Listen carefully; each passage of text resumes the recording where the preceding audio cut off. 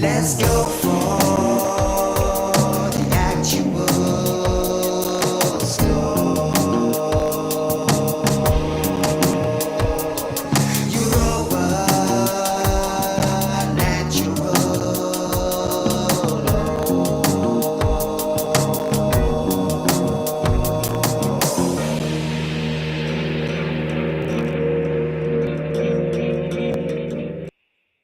Greetings, humanity, and welcome to Europa Natural Law, a roundtable transmission dedicated to healing the madness, badness, and sadness that plagues our beautiful, bountiful world. Through regaining our sanity, reclaiming our inborn sovereignty, and honoring our inherent responsibility, we can improve reality.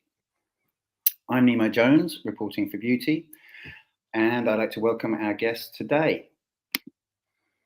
Over to you, Derek.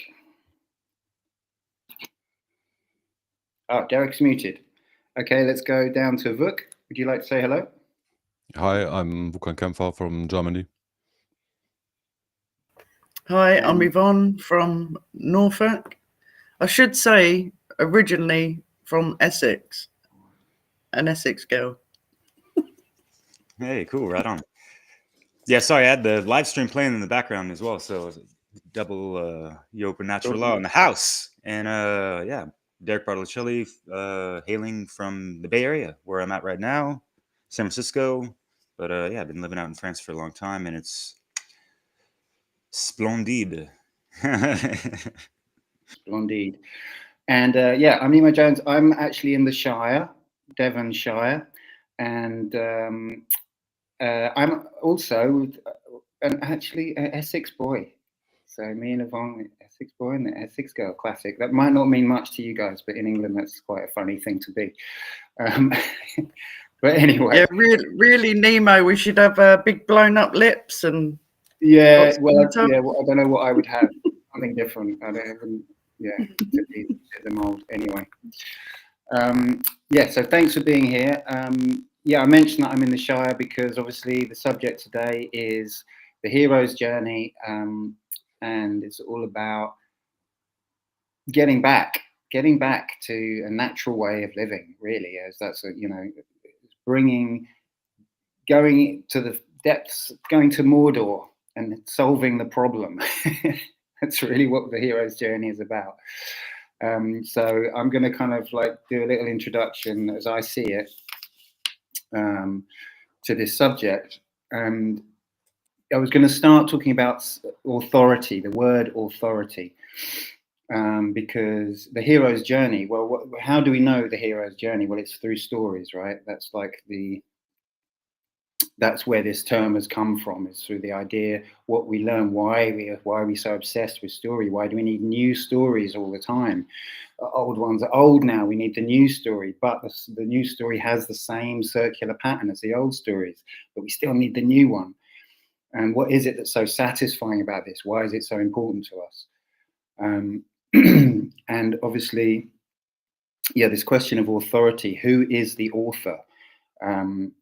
You know, we're living in an insane time when the authority, people are placing the authority outside themselves. They're not the author of their own story. So in a way, the hero's journey is about writing your own story. And of course, the word author, the origin of that is to do with being the origin, the originator is the author, the founder. So it's the creator. So when you hand that over to someone else, you're literally saying, okay, you create my reality. I'll just let that happen. And that's not serving us. So that's a large part of what the show is about. And what that is complete abdication of responsibility, or it's the attempt to abdicate your responsibility and to deny the worth of yourself. So a huge part, as I see it, of the hero's journey is really finding the worth of yourself, going into the underworld, going through the depths to discover this actual value that you have. When you come back, when you leave on your journey, you're not the hero. It's when you return, you're the hero. You become the hero. You become You find your worth, the infinite worth of the individual, which is, you know, really, I suppose, a concept that comes from Jeremy Locke.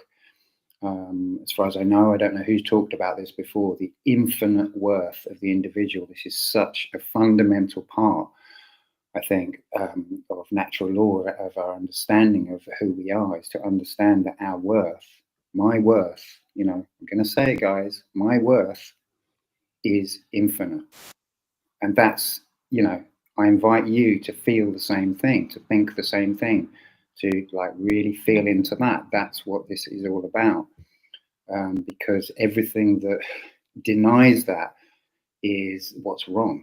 You know, everything is, we're giving away our right to tell our own story, we're giving away our worth through the madness of the world, through the delusion of the world. So, you know, if you want to talk about the hero's journey, we can talk about a really like simple, mundane example. Let's say you lose your keys. So this is just a really mundane story, right? You lose your keys. I thought I left them there. They're not in any of my pockets. So it's a mystery. Where are the keys? I have to think outside of my expectations. I have to retrace my steps. I have to think, oh, and then maybe I'd forgotten that I'd gone into the cupboard, you know, into the over there, whatever. I'd gone somewhere. Maybe I dropped them there. So you have to trace back into the unknown where you're not expecting to find the gift to bring back to carry on with the journey. That's a very, very simple kind of conception of the hero's journey. So it had this, everything that we do kind of has this circular, you know, if it's a value, it has this circular pattern. And I'm going to I wanted to quote a little, this is a quote of Dan Harmon, who's, you know, he's a TV writer. He wrote, I can't think of the show now. Anyway, he's written a lot of TV stuff, but he's really kind of written very interestingly about this subject, and he's quite obsessed with it, I'd say, by the way he writes. And this is a thing that he's written specifically about what he calls the story circle. And he says, he's talking about it in such a simplistic way that he's talking like in this kind of caveman language. He says, we need go search, we need get fire, we need good woman, we need land moon. And it's been kind of frivolous.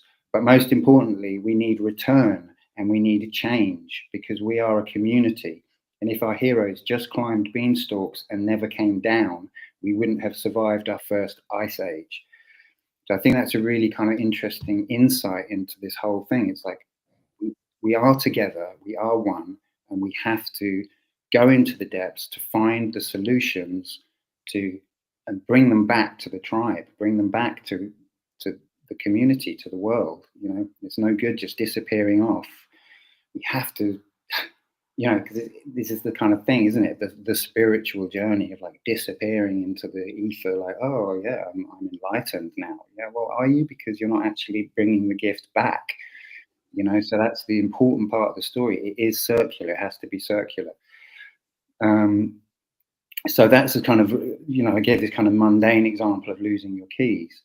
But then if we look at the sort of the real problem that we're facing together, and it's a kind of, this is a sort of problem. It's a, what would you call it? It's a kind of, it's an issue with this comparison, because normally you have the story starts in the Shire and everything is blissful and perfect, you know, and then there's a issue, there's a threat, you know, that comes in and it starts to shift. Well, we're not in the Shire and we haven't been for a long time. We're already in Mordor, really, you know, so it's a different kind of journey. So in a way, what we're actually looking for is to journey out of the insanity to find peace, you know, not to find strength, to find, you know, this value of the self, which is what's been destroyed, is the value of the self. I mean, I hesitate to say it's been destroyed. Our awareness of it, our connection with it has been destroyed, certainly. So this, so I'm trying to read my scribbled notes here. I can't make out that word, but it's the free will right. Yeah, the free will right of the individual is not understood and it's not exercised. Yeah, so we're in this kind of state of delusion. And the part of that is this narrative, the story is being authored by these external authorities, you know, like the state, and the authoritative voice of the media. So everything is this external author, you know, telling us what's what. And that, in that situation, what are you? Who, if you're being told a story and you're, you know, just receiving the story, oh, this is the story of how things are. Well, that's the child. It's the immature. You haven't grown up. You haven't manned up. You haven't learned to face your demons, you know, your shadow, to learn how to grow and see your own value. Yeah, so you're not a hero, so you need, and this is, again, I'm just going to refer back to Dan Harmon because he simplified the hero's journey into, like, what is it, 8 words, I think. You need, go, search, find, take, return, and change. That's the circle. This way, I suppose, from your point of view, it would be this way. You need, go, search, find, take, return, change. That's the circle of the hero's journey. And, you know, there's a reason, as I said at the beginning, there's a reason stories have the form they take. They have to be satisfying, because this is a basic survival mechanism. You know, if there's a problem, you have to find the solution. Where's the solution? It's not in front of you. It's somewhere else. You have to go and find the solution. Otherwise, it wouldn't be a problem. You know? So, yeah, that's kind of my little introduction. And yeah, thank you. I'll hand it over to someone else. Whoever wants to I would like to chime in on this, because I think that, for example, a meeting or like being confronted with new information would be a better example. Because, for example, you talked about the facing your shadows. To like dig in to an information you like received from a friend or so, and really it's a call to adventure. Do you want to find out? You have to do it yourself. You know it. You have to. If you want to really know if this particular matter is true or not, you have to do it yourself. So you have to, like I said, you have to search for like information, doing the trivium process. Then you have to like take in all information and like yeah, return the essence of it. And I think the hero's journey is a very good metaphor for very much like how our thinking, for example, works, and many of our like daily adventures do work on the light side of happenings. Let's put it that way. Dark side works through coercion and force, and the light side calls you to an adventure. And it is like I think when I remember it correctly, the law of one talks about the spiritual like soul journey that we have to take to like multiple reincarnations. What is depicted in the Great Arcana of the Tarot, and I think Derek, I sent you the picture of the Ra Tarot, and it's a really great depiction. When you use the Great Arcana and like put it in a circle, it's also a depiction of the like soul journey and the hero's or heroine journey, and that's been a very interesting like information and to just add to this. And I think that especially in our time now, with all the lies and deceit, I think we all could need a little adventure. So there's a lot to do, I think, and a lot of adventures to take part in. Yeah, no doubt. Geez, I want to tail off on the whole tarot journey, but I don't know. First things first, just to satisfy anyone's curiosity with the Lord of the Rings, up in the Shire and all that, and just the masterful writing and creative storytelling and world building of J.R.R. Tolkien. And there's actually a pretty cool audiobook that just came out. It's on YouTube, actually, that goes over the Silmarillion, actually. And this is actually key to this is the first book that he ever wrote that was the prelude to anything Lord of the Rings. And if you understand how Middle Earth was created and how Sauron came to be and all this stuff, and who was the predecessor of Sauron, his master, whatever the fuck. And so if we take that story, it's such a deep fucking story, and it talks about the god or whatever creator, Iluvatar, and how his first creations came from his thought that became manifested. He's going over the Hermetica in this, and that was just knowing these things now and reading over them again and listening. It's wow, yeah, it just gives extra echelons of respect for the author. But not to double into that, but just think of how creation is like music, sound, energy, frequency, vibration, and the sub-creations of that, they become co-creators and all that.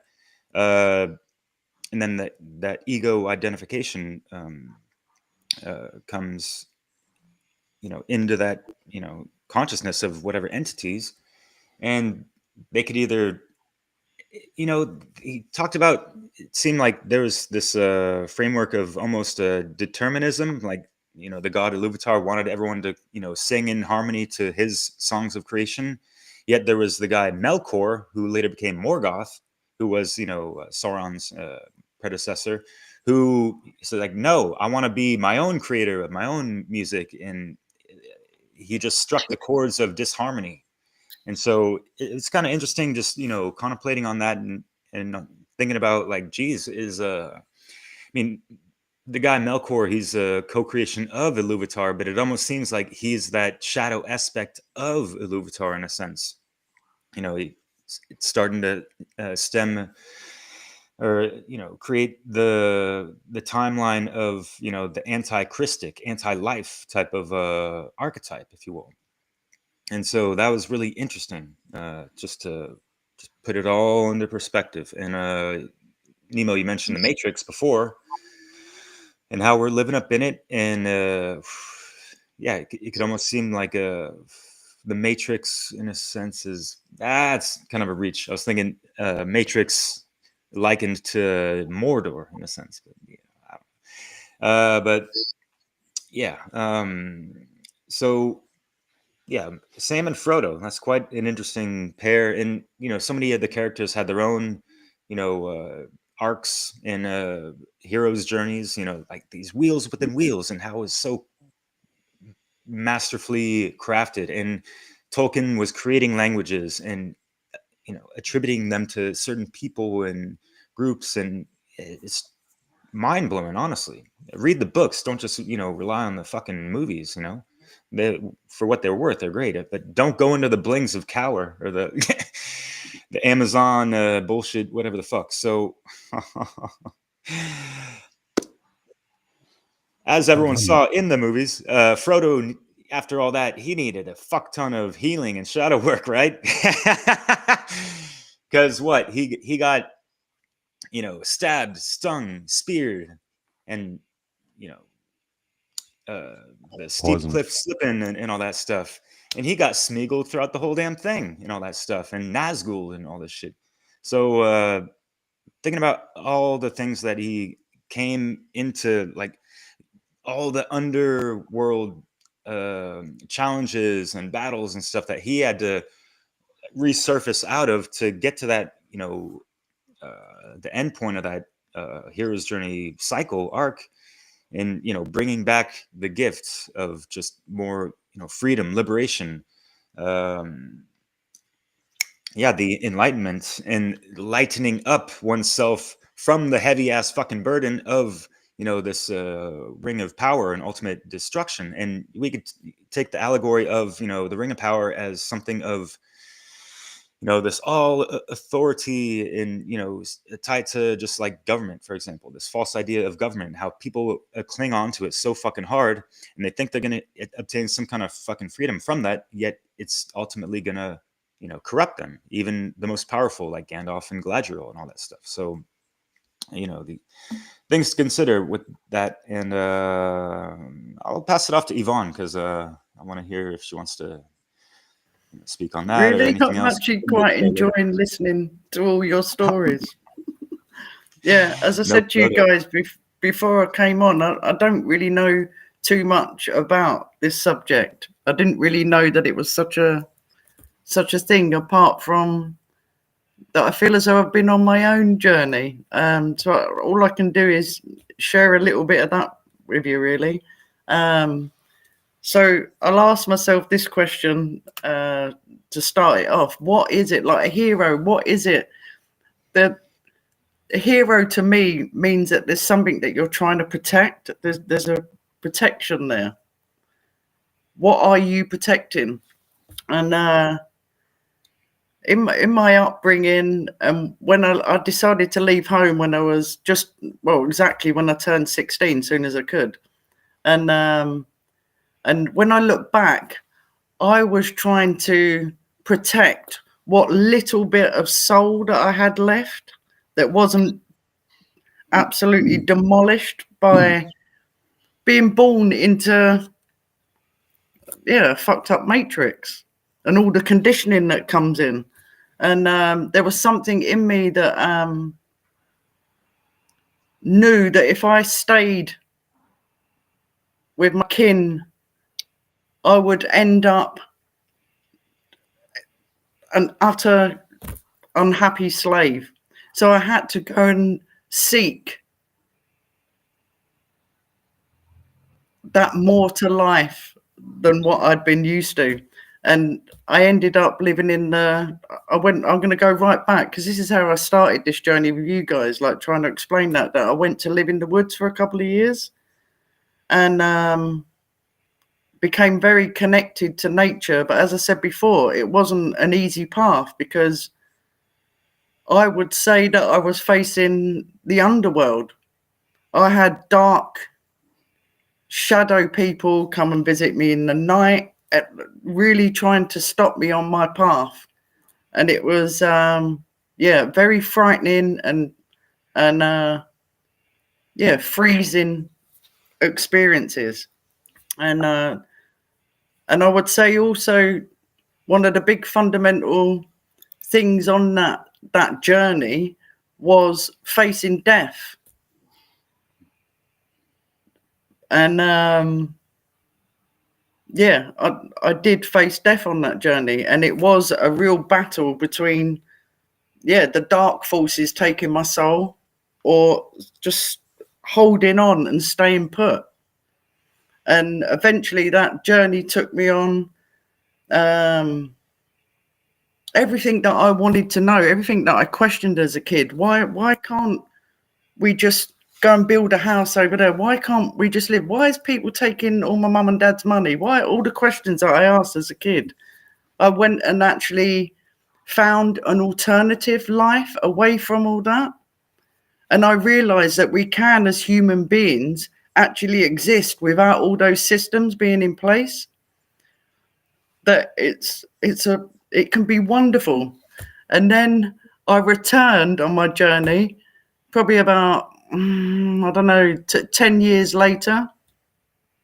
There's lots in between, but I won't bore you with all of it. But on the return journey, I thought I could go back and actually share those gifts that I'd discovered. But the mistake I made was those people hadn't been on that horrific journey to uncover.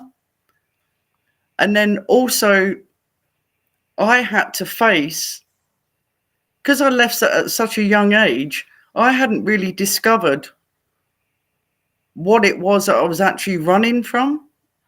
I just knew that it was something not quite right and I needed to get the fuck out of there. But when I came back into, say, civilization again,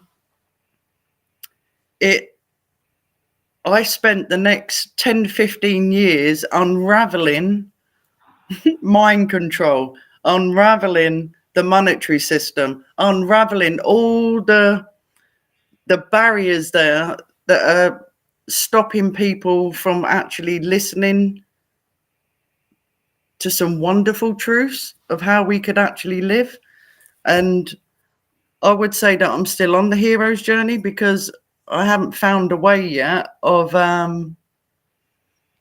no, actually, I'm going to retract that. I'm doing How to Become the True Media course because I think it is a wonderful way of actually finally getting an opportunity to share all the gifts that I found along the way. Yeah, and that's what my intention is. Yeah, that's all I can add because I didn't really know that it was such a thing. Sorry. Well, Right, anyway. you made me think about this question. Sorry, you made me think and then I stopped thinking. But just about no, my mind's gone totally blank. Someone else, I'll bring it back. Someone else wants to jump in.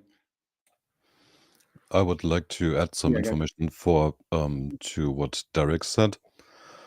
I'm not sure, but I when I remember correctly, I think that Michael Tessarion spoke in an interview about Tolkien and Lord of the Rings, and he said that it is like an archetypal psychological like review of every archetype of people you find here on Earth, more or less, in a short description how they like behave in certain situations. And so, and I really like went far away from, like, I don't like fantasy and so on, but a friend of mine like convinced me to look into it. And when I saw this interview with Michael Tessarion, I started looking into it, and it's very, very interesting and very deep.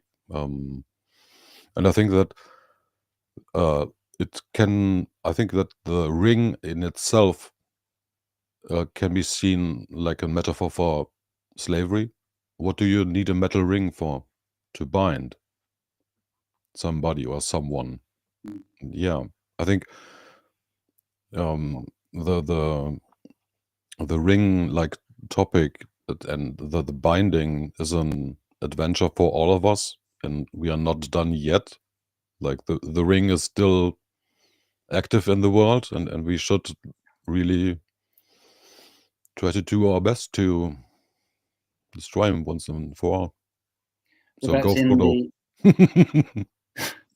That's in the what's it? I don't know what it would be called. It literally says, doesn't it? In the one ring to rule them all, and in the darkness bind them. Right. Yeah, it's actually right there in the text.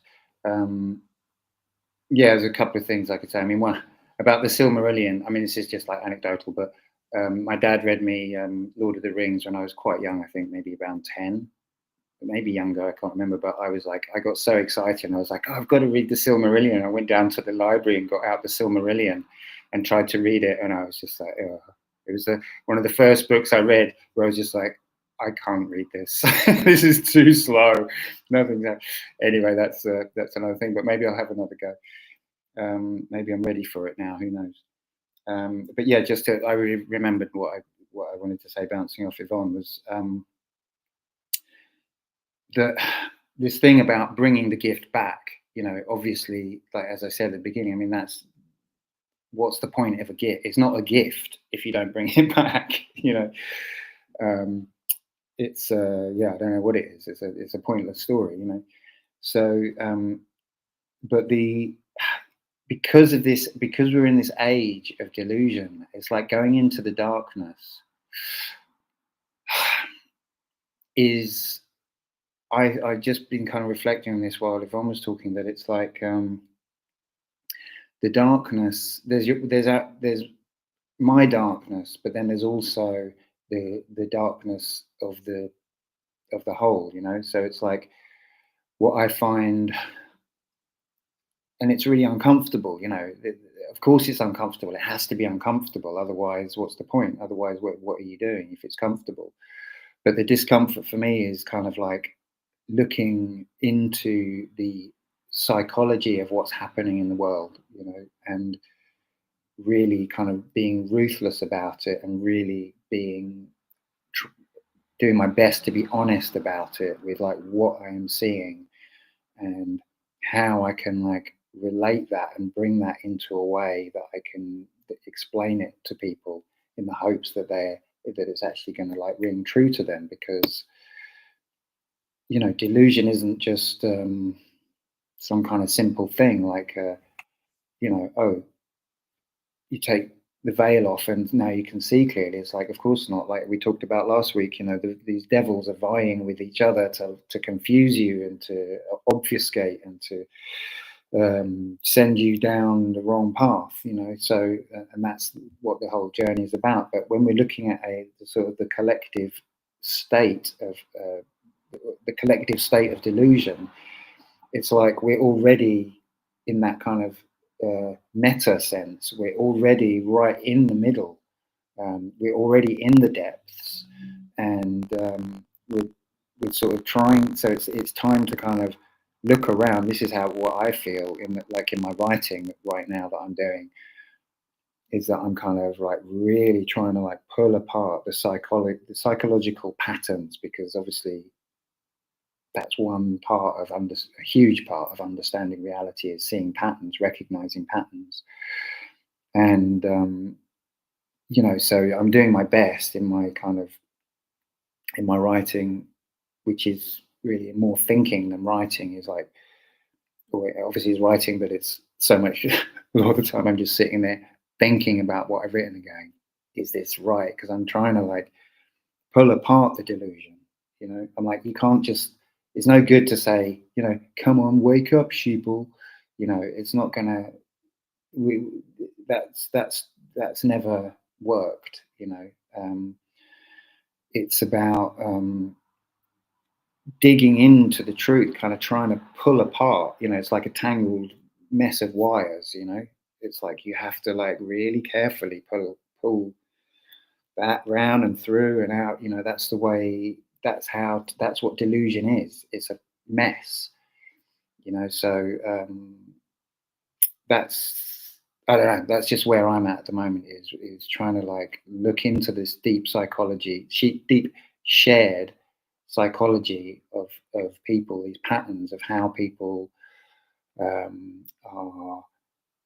basically led into a state where they are believing comfortable truths rather than comfortable lies rather than uncomfortable truths, you know. And where that's the general state of humanity, you know. And so it's this kind of like this uncomfortable bit of going like, well, guys, actually, you know, that bit of your psyche, that doesn't really, you know, maybe you need to have a look at that. But of course, the problem is that it's a house of cards. So, and this is why people who try to share something that's true about the world often encounter, you know, if they're you'll find that you can get to a certain point with someone about on a particular subject, and they will just switch off. They'll just go like, oh, I'm so upset. You've upset me so much. I can't possibly talk about this with you. Oh, you're just a this, that, or the other. You know, you probably support Donald Trump, don't you? And then walk off, you know, or whatever it is, because they're not. And the reason is, the psychological reason is because they can feel the house of cards shaking. you know, because this is what delusion is. You know, it's not slight.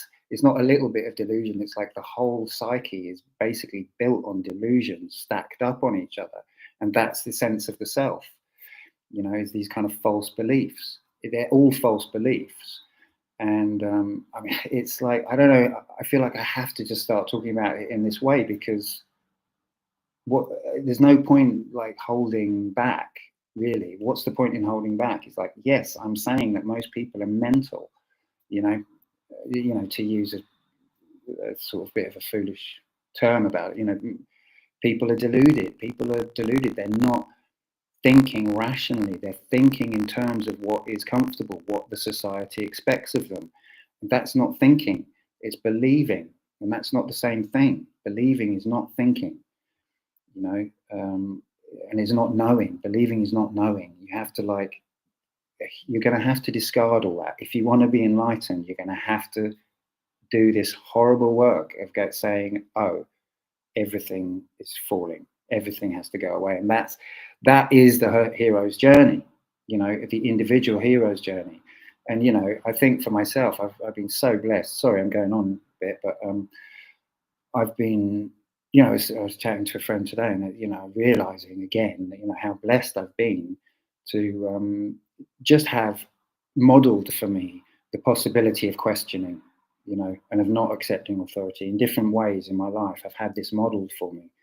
So it's not so unfamiliar to me. So, you know, for me to look at authority and go, maybe not, you know, it's kind of almost second nature. And but the thing is, yes, it's a blessing for me personally, but I'm still in this messed up world where no one else is doing it. And now the hard bit for me is to go, I can't just know that authority is fake. That's useless. That's not helping me. That's not helping anyone.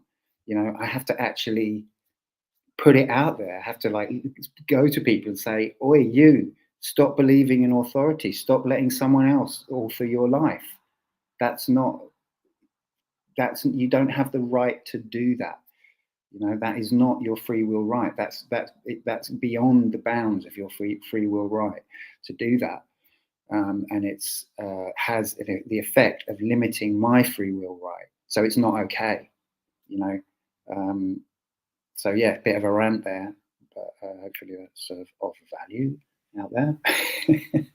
No worries. I got to piggyback off what you said real quick, because I already had some things in mind, and you just hit a couple of those trains of thought in regards to the tarot. And when you said, you know, hey, people are mental out there. And if you correspond, you know, mentalism to the Hermetica and tarot, that's the first gate. That's the Fool card. And you said something about, yeah, people are foolish, right? Childish, maybe nice even. Actually, those are all, you know, semantics of the same meaning. Nice means childish, meaning foolish, meaning nescient, meaning lacking of knowledge, you know?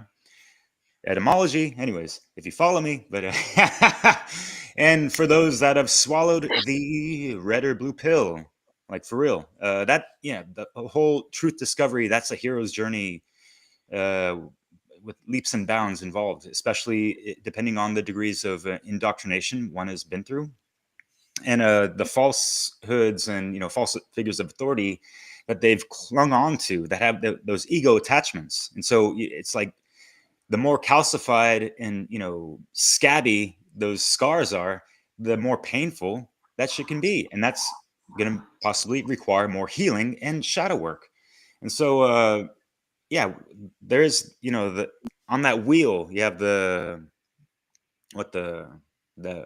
world. And then on the bottom part of the circle of the hero's journey, you have the underworld. And on the, I'm trying to tie in Chris Nelson's, cool diagrams in regards to cause and effect, you know, the plane of causes and the plane of effects.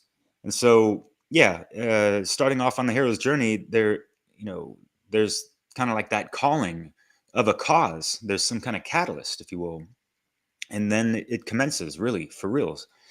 And when you get to that underworld part, that's when people can kind of you know, it's the tower moment where their paradigm shifts, their beliefs are being challenged and all this stuff. And, oh, like my world's crumbling because everything I thought I know is wrong, or, you know, all this stuff. And so they're going to have, you know, their shit fits. They're going to get angry. They're going to, yeah, think their whole world and worthiness within it is, you know, gone with the wind or whatever the fuck. So in this stage, if people do not process this vital stage and stay in the underworld, in the plane of effects, they're going to continue operating from the plane of effects and not have the proper, you know, knowledge and action to, you know, be at the plane of cause and to be more of the causal point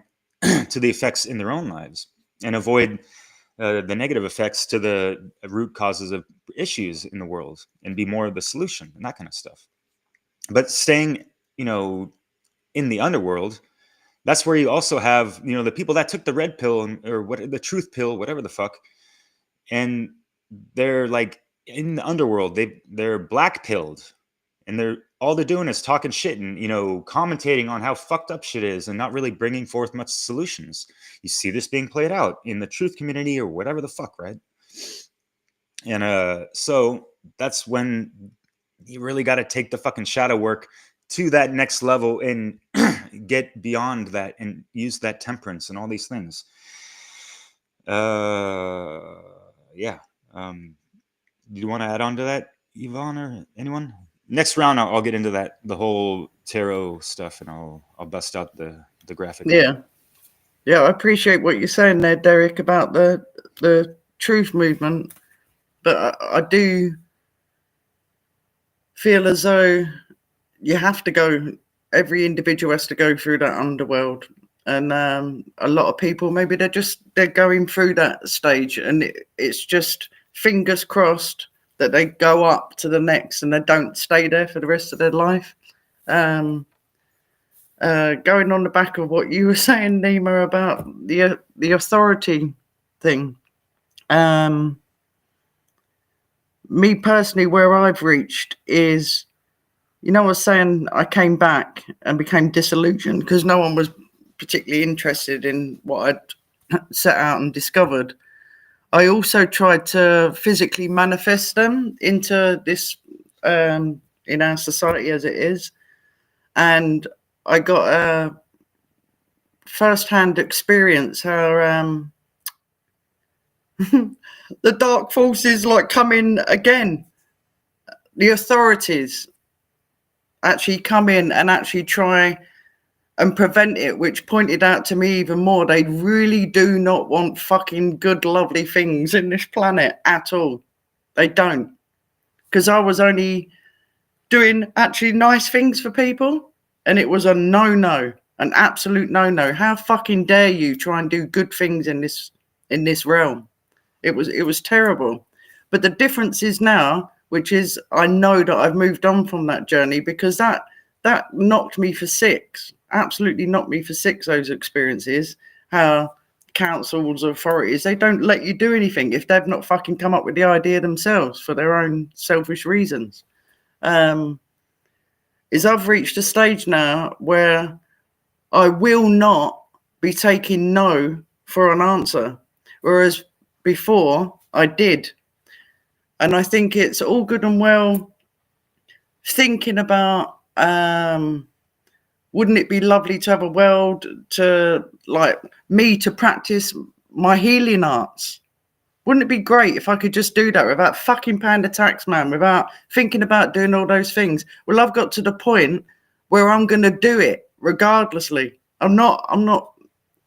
So you have to become creative. If you want to create the world that you want to live in and you want your children's children to live in, then you have to reach a stage where you, like boots on the ground, are trying to actually create the reality that you want to see. Otherwise, you can sort of spend a lot of your life going, oh, it'd be good if it was like this, or it'd be good if it was like that, and still have that kind of victim mentality that I've obviously ended up being rendered in my past endeavors.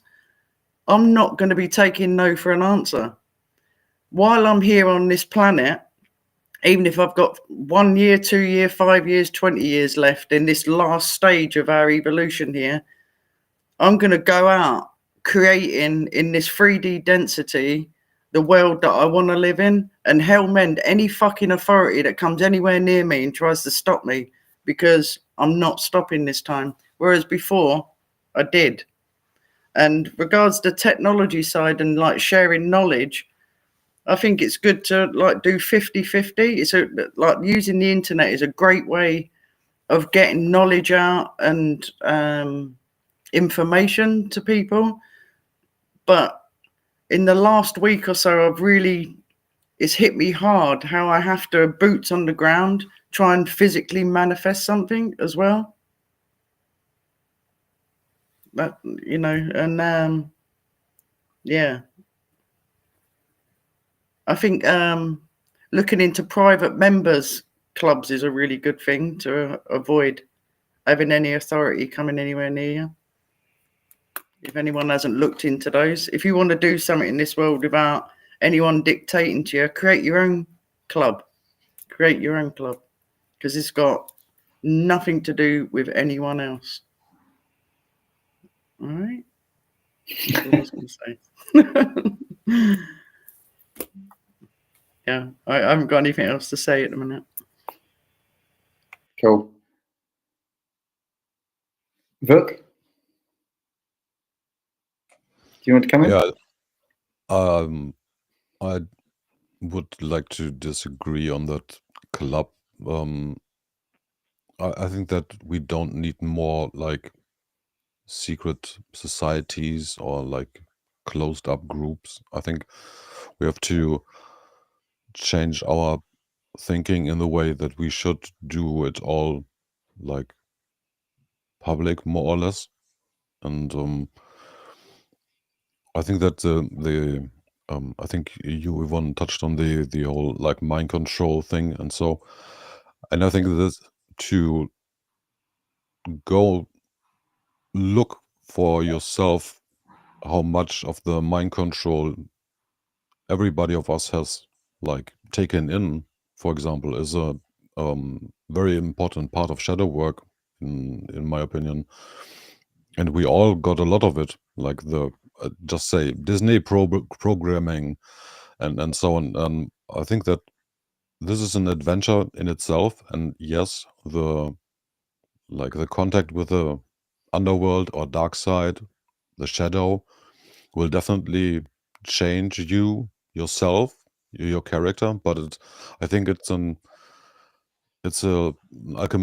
alchemical process you like have to go through to refine yourself to really get to the point to be the best self that you can be in that particular like vision you have in your mind from yourself in the future. What you said, we have to like envision our world we want to live in, and what we want to do in like 10 years, 20 years, and so on. And I hope we agree on the point that our like surroundings isn't getting better. It's like on many different levels, like for example, radiation, or like cleanness of food and water and air and everything, information, the behavior of people. Like I think I mentioned it once, to witness like a kind gesture, for example, or like hearing somebody like building someone up, it can energize all the people around who are witnessing that scene, for example. And we could, when we really have the courage to look into ourselves, how much we have been wounded.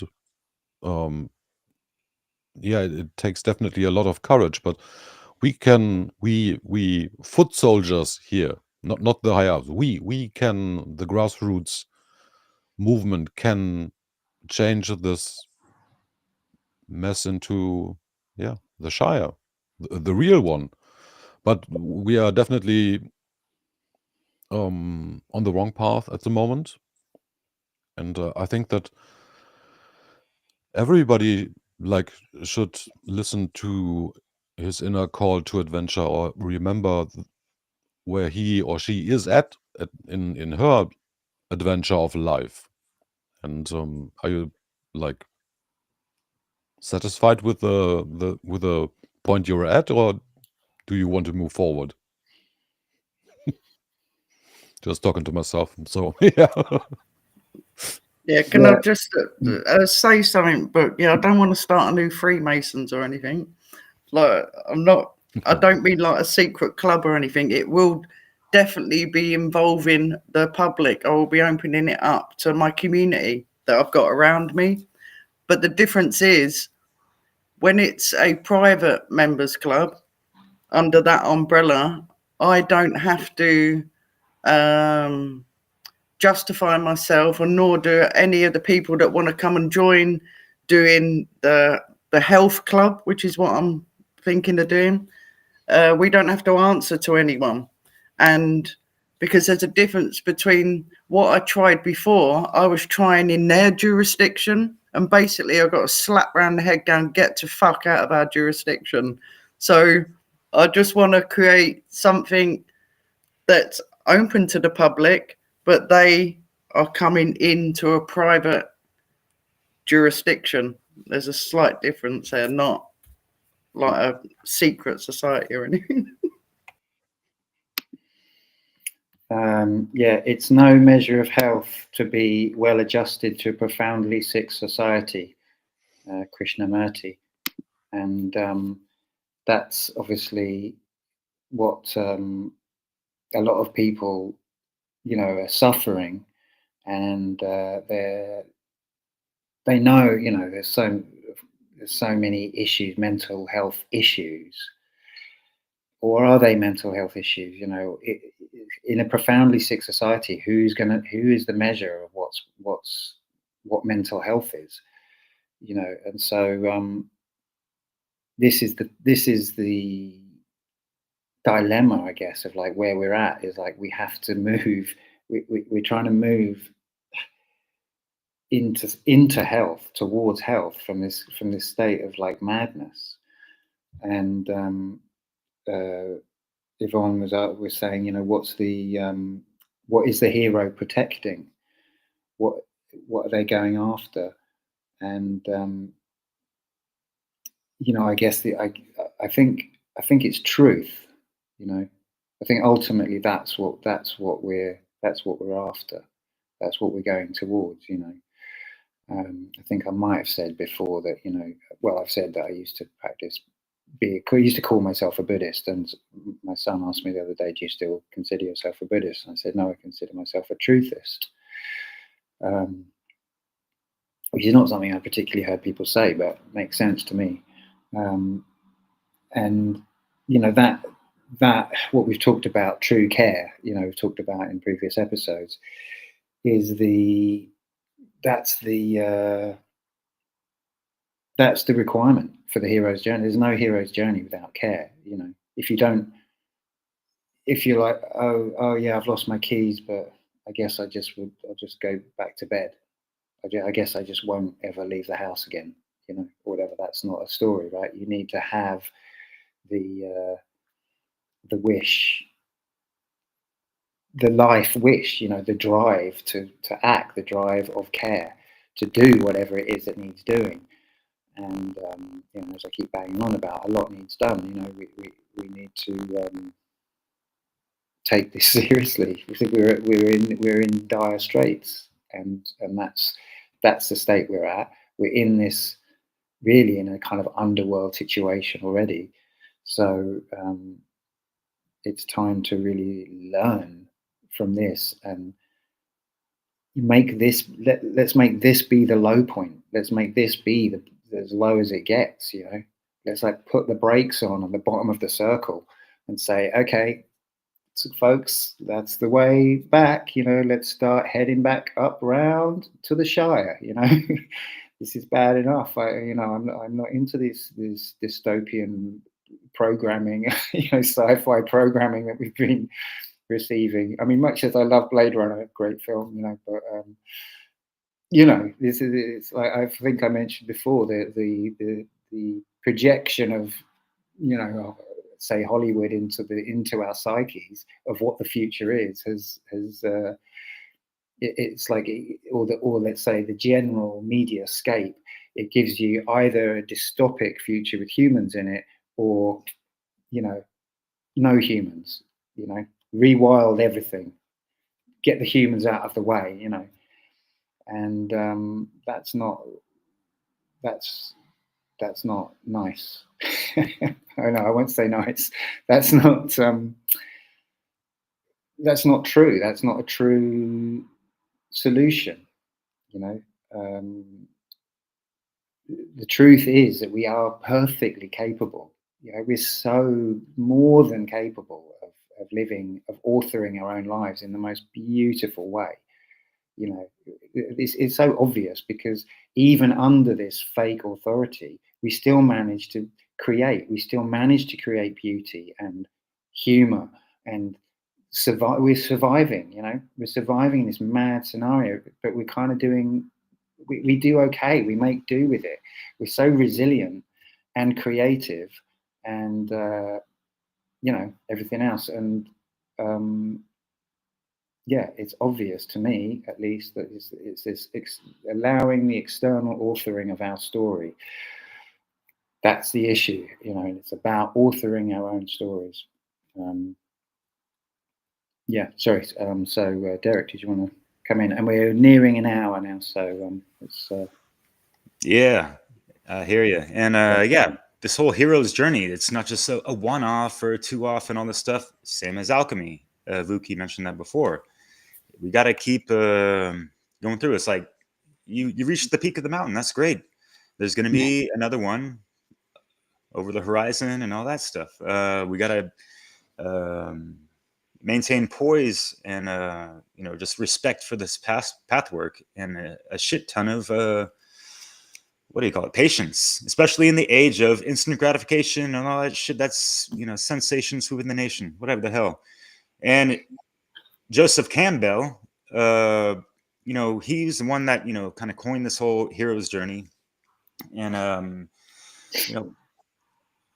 reading some of the things he had to say about it, like one of the things he said is like, oh, it's the hero's journey is about finding your bliss. And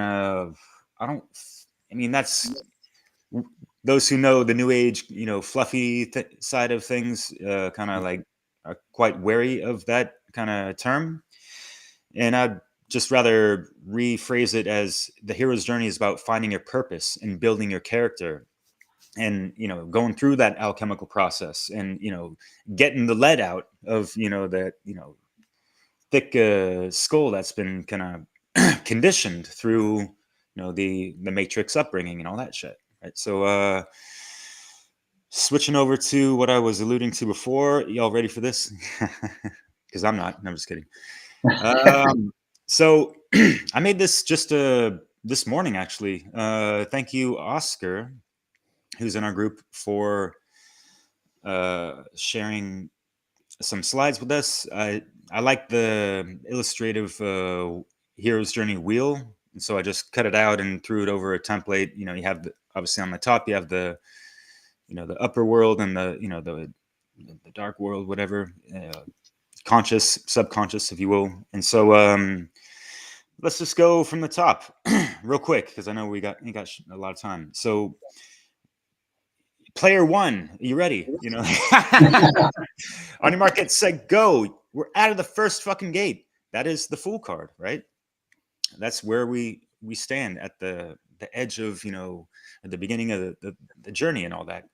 And so with the call to action or whatever, right? That you see the judgment card, and that's when kind of like the conscious spirit is rising from the grave of kind of unconscious or unaware of this calling and stuff, And some might choose to go, right back to, sleep, whether it be a blissful, dream state of whatever, or a terrified fucking slumber, That's your free fucking will. Congratulations, we all got it. No big deal, right?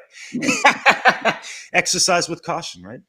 So the refusal, I chose the moon card, and that, like the moon, the subconscious, think of it in a lot of terms, the internal struggle. You see the two dogs barking and not really understanding, maybe babbling in the land of Babylon, in a sense, not really understanding the importance of the calling. But hey, along our path, we come across guides and way showers. Excuse me. And I chose the high priestess for this because those are the gates of wisdom. That's, for me, that's the real fucking gates before the mage is properly on the stage, because she, like the kind of like the gatekeeper of wisdom, in a sense. And so crossing the threshold, the fifth, spoke of the wheel or segment, temperance, kind of like how the footing, you have 1 foot in water, emotion, and 1 foot on land, kind of physic, trying to balance those out. And depending on how the waters are on that stream, that threshold, right, it might be a more tricky or easier balancing act, with those two cups, when swishing the water around to harmonize these two things. And I guess take it to your emotions and how you might be feeling about what the mentor or helper has to say, and possibly your temperance of working out these indifferent feelings and not sure about yourself and all that stuff, right? So the next one is the test, like you have the enemies or whatever, and the challenge. And this can be quite the paradigm shift for people, and that's why I chose the Tower card, because it's a shift in a lot of you cross that threshold, and a lot of folks might not be ready for it or whatever, and so boom, Tower moment. That's all right. That's change, and it's just up to us to properly adapt to the situation and overcome these adversities. And yeah, we have to go through the death and rebirth process. So the next one is like the approach. And again, I should have done a caveat.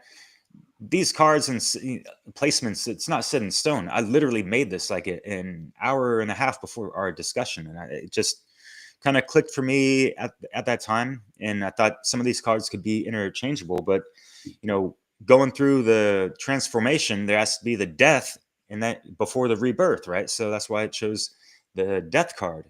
And the death card is not the physical fucking death. Of course, we're multidimensional beings, right? And there's, just another doorway after this, incarnation experience. So we have to have that strength going through the ordeal of transformation, transmutation, before the rebirth, really. And that is kind of the treasure. And then you are more of the magician because you have overcome certain things and, overcome shadow ego stuff and some traumas and that kind of stuff. But hold up, we're not ready yet. There is a roadblock, and I chose the Sun card. I should have, I meant to put more or less the Hangman in place of the Sun card, actually, because yeah, the Hangman, you have that shifting of perspective of things, and you still might not be fully on board with these things, and it could be creating the roadblock, the writer's block. As we mentioned, we are the authors of our own book of life. Do your penmanship properly, right?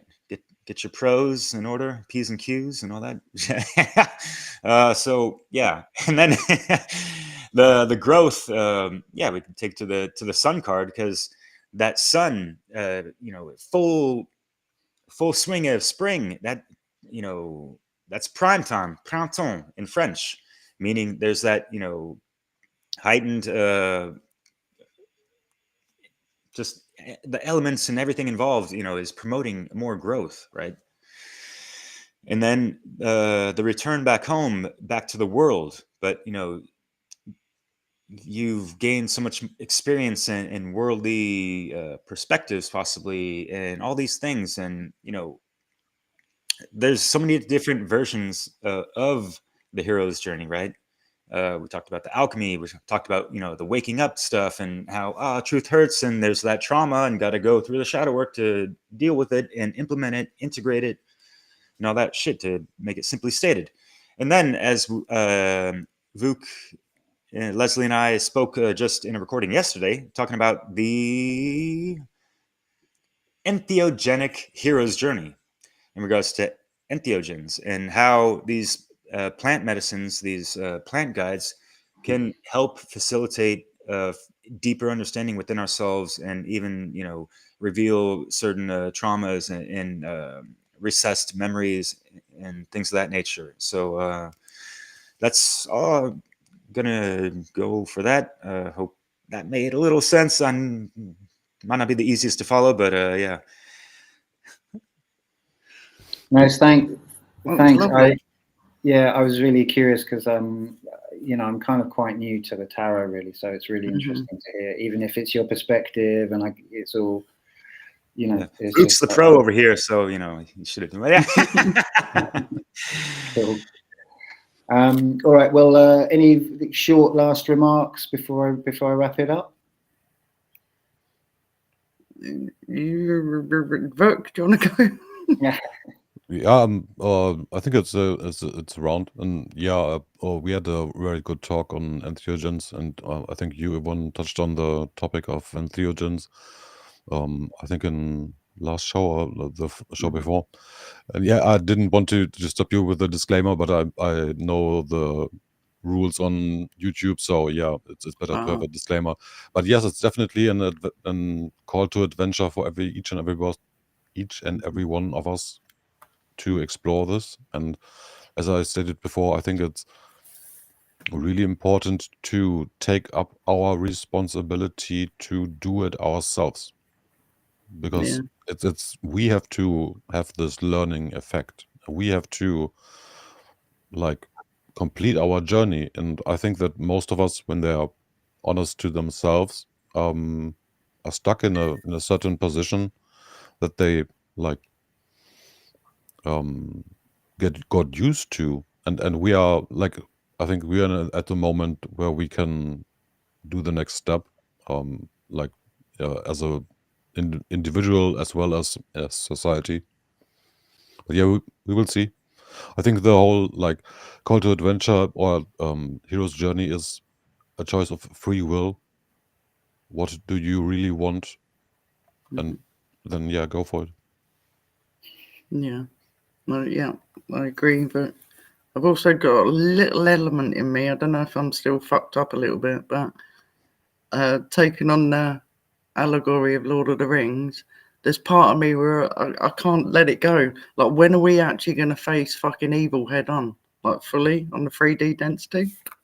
I don't know. I've got that in me, and I can't get rid of it. Is there going to come a time when we're going to have to do that?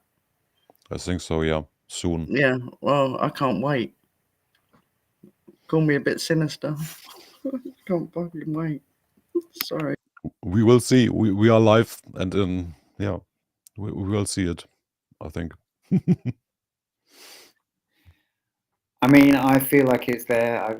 I'm, you know, I mean, yeah, just look at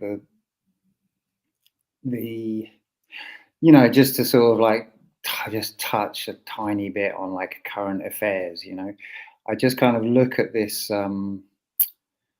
this show, you know, that with this big show that's just gone on, and it's it's the show, and then it's the, oh look, these people are going, well, let's laugh at them, you know, oh, all of that, you know, the whole oh, these people are so mean, or these people, you know, the whole big show. And I feel as if like it's just ringing so hollow, you know. And I'm like, I don't think this can just be me. I feel like the whole thing is just the whole facade of this show is just kind of like, ugh, it's just kind of like weighing heavy, and it's like there's no like life in it. There's no life left in it, and it's just kind of like ready to just kind of drop, and everyone's just kind of like going, yeah, I guess we're just going through the motions with this, you know. I don't know. That's and yeah, I mean, sorry, maybe that's not actually related to what you said. Maybe it's a bit of a sidetrack, but It kind of is and it isn't, kind of Nemo. isn't I think I get where you're it's coming from, like but that, there is a reality. They are fucking coming in thick and fast. it's like that show is that facade is the lie. It is the darkness, you know. And it's, yeah, I don't know. To me, that it's dark enough, you know. I don't know. I don't know that I need to see much more. I don't know. Yeah, but how can I need to ask you this because it's heavy on my mind. Like, how can you turn around and say we're in like dark times? That's the fucking reality. We are in dark times, and it is, whether we like it or not, it is there. You can't. Otherwise, why are we having this conversation? Like, the darkness is fucking coming in thick and fast, and that's not me being negative or. It is. Mm-hmm. It's there, Nemo, and it's it has to be fully faced. Yeah, it has to be confronted for sure. But I think that as long as we have time to do our shows and then reach the consciousness of the people, we have a chance to do it like elegantly, to like do it, let's say like capoeira, a dance. But I think and see the things like realistically, or I really try to do so. But I think, yeah, we have a problem if things stay that way, and like the consciousness doesn't move or doesn't move like faster. And I think, Really quick. yeah, everybody of us can like make up their mind and maybe it's a call to adventure to like think about making your own show, making your own like truth-seeking adventure or podcast or whatever. So I think that's a good idea just to think about, and we have so many fields we can like be creative, like writing, music, dancing, etc. And I think that it is very important that we people really unite and know what we want in our society and what we do not want. I'm thinking of like CBDC, for example, and robo dogs on our streets. I'm not into Terminator that much, so yeah, don't want to experience that. So that's one of the reasons why we are here, I think, and really try to awaken the minds and to encourage the people really to open their eyes and to take a realistic look around. Maybe start talking with their neighbors. Yeah. Or with building communities, like giving out information. And so I think that's it's our forte as a community, as a like people. And it's growing, but we can do better, I think. And yeah, we should like switch to another gear. So yeah, I think the capoeira or the aikido is the other, you know, obviously the other kind of thing. I mean, anyway, whatever. The elegant way of doing things, you know, and it's like that's the human way. I think, you know, to me that's what's beautiful. That's what's like so lovely about humans, is this way of doing things. That's you know, this is not, to me, that's not human. You know, there's something like stuck. So someone who's listening, I'm putting my fists together. It's like, you know, it's that abrasive way. It's like it's not. I know. Not the I way. do know what you mean. I do it's know like, what you mean. And what I'm saying, you know, the way what I'm talking about, this kind of facade, like getting like so like thick and heavy, and like I think that's kind of part that I think. I mean, I suppose I'm just trying to be positive, you know, maybe, but it's just a sense that I've been having watching this particular show play out, and then thinking about it, echoing into all the other aspects, like the way, you know, the environmentalist movement has been so like has been taken in directions which you know, are quite far from or very far from where it, from the spirit that it originated with, you know, for example, you know, these kinds of things. I feel as if these